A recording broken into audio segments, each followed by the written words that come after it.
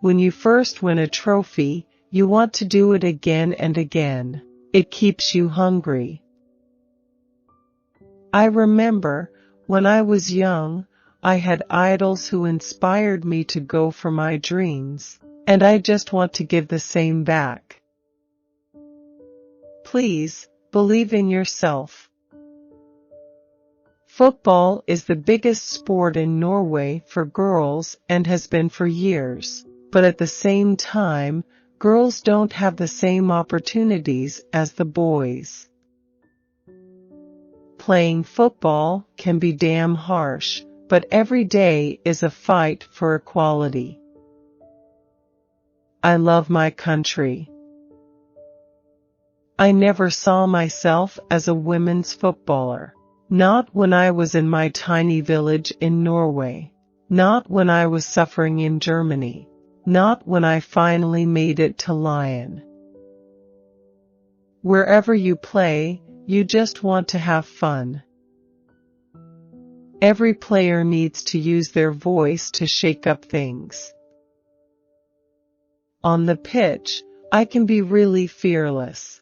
It's all about performing, and I forget about everything else. When I step off, in real life, I can be a different person. I can feel vulnerable sometimes. Obviously, I'd love to play for my country. It's great that we all talk about investment, but there needs to be action behind it as well. If we don't push for the change for women's football to go in the right direction, then it won't come by itself. Sometimes you need to make difficult choices. My father and my mother were professional footballers and have also been coaches. My sister plays for PSG. My brother played, too, but not professionally. So I had no choice. I come from a little town of 7,000 people, and everyone in my family played football. Norway has a great history of women's football, but it's harder now. We've stopped talking about development, and other countries have overtaken us. When you get world-class investment, you get world-class results.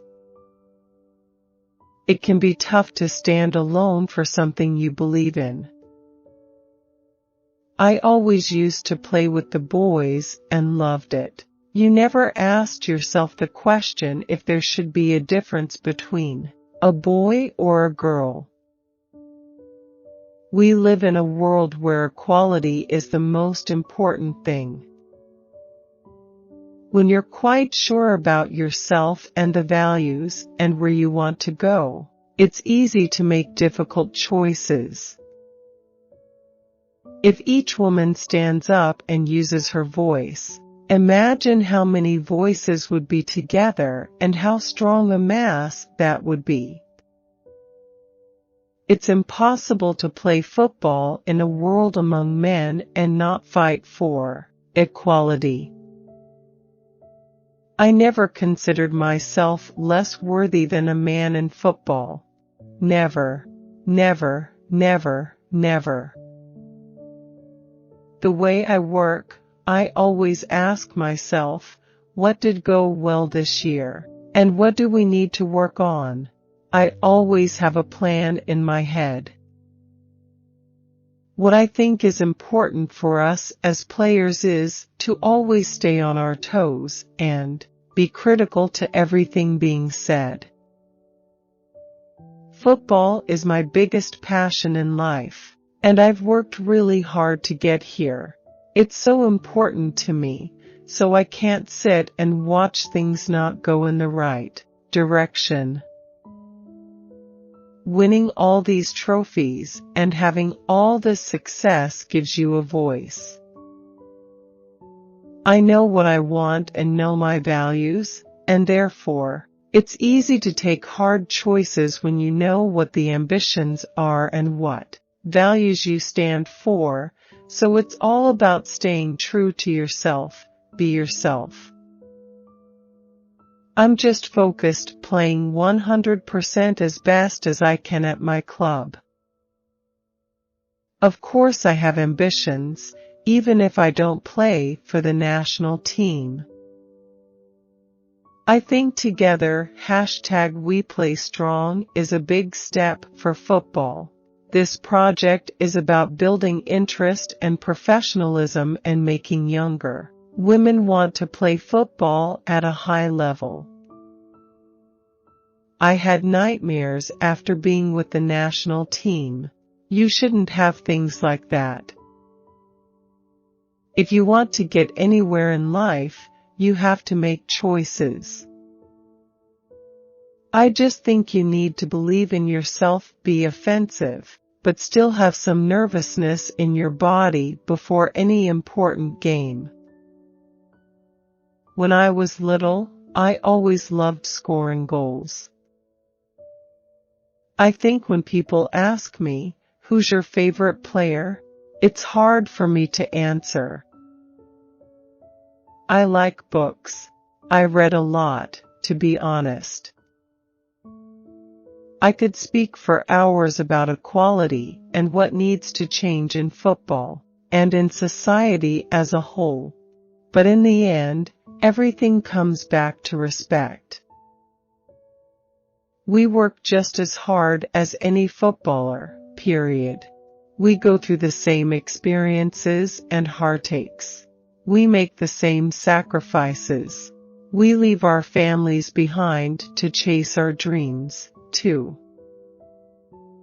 A lot of people talk about records, but you can get lost as a player if you think too much about them. I think more about preparation than numbers. If I'm well prepared, there will be results. You can only have a short sight because things change a lot. You can't plan what the years will bring. I know I have a voice, and I want to use that voice as much as I can to bring things forward. I wish my national team all the best.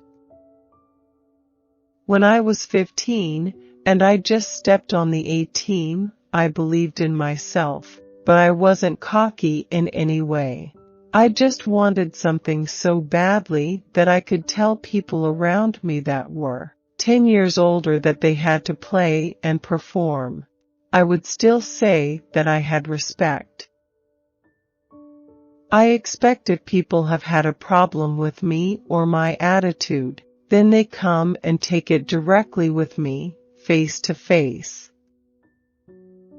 That's the great thing with Lyon. We are such a competitive group of players, but we know each other so well, so what happens on the pitch stays on the pitch. People wonder what you are going to do after you've won the Champions League 3 times. Win it again, if I can.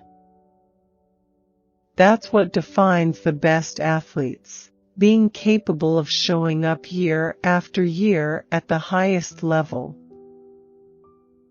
I don't think too much about how many goals I'm going to target. I work really hard and prepare really well for the season to come. I know when I'm well prepared, when I've worked hard, the results will come. It's not always about the money.